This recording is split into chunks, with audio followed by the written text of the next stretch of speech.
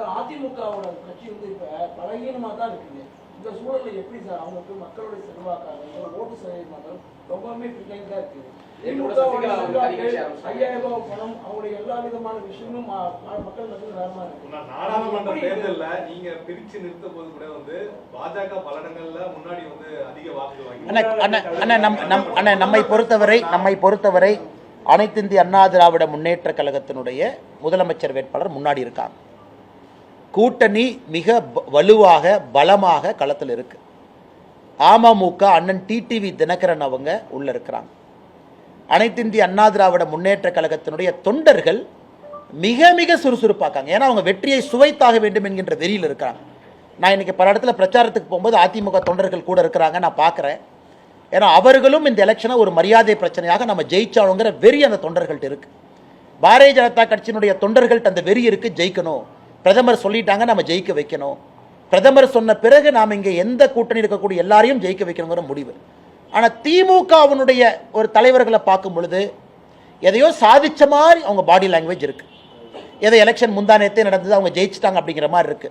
இதுதான் அவர்கள் அழிவுக்கு அஸ்திவாரமே.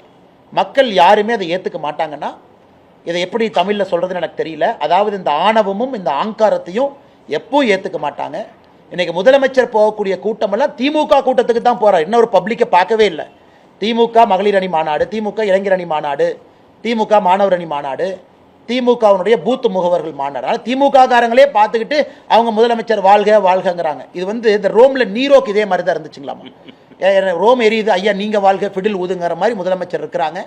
மக்களை சந்திக்க முதலமைச்சர் வரும் பொழுது தெரியும் எவ்வளவு கோபத்தில் மக்கள் இருக்காங்க. கடந்த கால வந்து அரசியல் வந்து பாத்தீங்கன்னா நீங்க வந்து அதிமுக கடுமையான விமர்சனம் செஞ்சிருக்கீங்க. இப்ப அதேயோட கூட்டணி சேர்ந்து வந்து நீங்க பிரச்சாரம் பண்ண போறீங்க. அதை எப்படி? நான் ஒரு பாரதிய ஜனதா கட்சியினுடைய உண்மையான தொண்டங்கண்ணா. ஏன்னா 2024 தனிச்சு நெல்லுங்கன்னு சொல்லும் பொழுது ஆம் நான் விமர்சித்து தான் ஆகணும், தனிச்சு நிற்கணும். எங்கள் கட்சியை வளர்த்துறக்கத்தான் எனக்கு அந்த பொறுப்பு கொடுத்துருக்குறாங்க. மாநில தலைவர் பாரதிய ஜனதா கட்சி என்கின்ற பொறுப்பு பாரதிய ஜனதா கட்சியை வளர்த்துவதற்கு. ஆனால் இன்னைக்கு கூட்டணியில் இருக்கும் பொழுது இந்த கூட்டணியினுடைய ஒரு தொண்டன் நான். கூட்டணியில் ஒரு கருத்து இருக்கும் பொழுது அதை முழுமையாக ஏற்றுக்கிட்டு எங்களுடைய தலைவர்கள் இந்த வழியில் போகணும் சொல்லும் பொழுது போகணும். ஆனால் இங்கே வந்து என்னதான் நீங்கள் கிரிக்கெட்டில் 11 அப்படின்னு இருந்தாலும் கூட இட்ஸ் அ டீம் கேமுங்கண்ணா.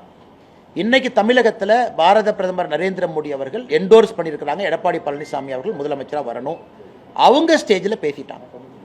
திரு அமித்ஷாஜி அவர்கள் தெல்ல தெளிவாக சொல்லிவிட்ட பிறகு அண்ணாமலையை பொறுத்தவரை எல்லோருக்கும் பிரச்சாரம் செய்வது என் கடமை. அதை நான் அப்போ இருந்து நான் ரிஃப்ளெக்ட் பண்ணுறேன், பிரதிபலிக்கிறேன். அது உங்களுக்கு என்ன நீங்கள் கேட்டிங்கன்னா அண்ணா நீங்கள் மாற்றிட்டீங்களா அப்படின்னு சொல்கிறத விட இந்த பாரதிய ஜனதா கட்சியினுடைய ஒரு தலைவன் தொண்டனாகவும் இருக்க முடியும்னு நான் காட்டுறேன். தலைவராக இருக்கும் பொழுது கட்சியினுடைய வளர்ச்சிக்கு நான் தலைவராக இருந்தேன். இன்னைக்கு அந்த கட்சியினுடைய தொண்டனாக இருக்கின்றேன். கட்சியினுடைய வெற்றிக்காக நான் பாடுபடுறேன். அதான் என் கருத்துக்கள். ஆனால் அரசியலை பொறுத்தவரை உங்களுக்கு தெரியுங்கன்னா எடப்பாடி அண்ணனும் என்னை பற்றி சில விமர்சனங்கள் வச்சிருக்கிறாங்க. எல்லா தலைவரும் என்னை பற்றி வச்சிருக்கிறாங்க. அது காலத்தினுடைய கட்டாயம், அந்த நேரத்துக்கு அவங்க வைக்கிறாங்க. அதனால் நீங்கள் ஒன்னொன்னையும் பின்னாடி திரும்பி பார்த்து அப்படி சொன்னீங்க இப்படி சொன்னீங்க இப்படி சொன்னீங்கன்னா எந்த அரசியலை யாரும் இங்கே பண்ண முடியாதுங்கண்ணா.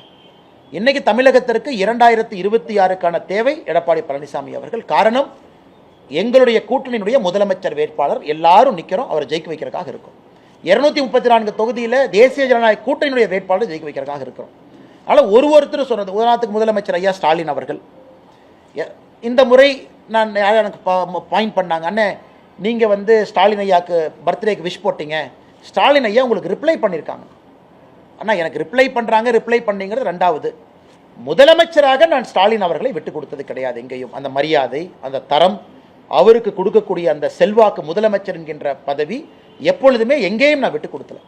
ஆனால் எங்களுடைய அரசியல் தவறு செய்யும் பொழுது ஆரோக்கியமான அரசியலை வைக்கிறோம்.